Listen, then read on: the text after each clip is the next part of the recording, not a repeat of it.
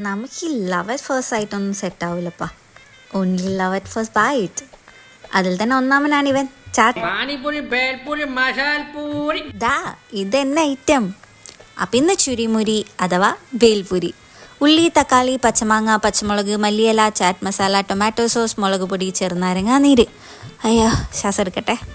പിന്നെ പൊരി. നിങ്ങളങ്ങനെ തന്നെയാണോ പറയാറ്? ഇനി മിക്സോട് മിക്സ്. പച്ച, മഞ്ഞ, ചുവപ്പ്. അയവ എല്ലാ കളറും ഉണ്ടല്ലോ.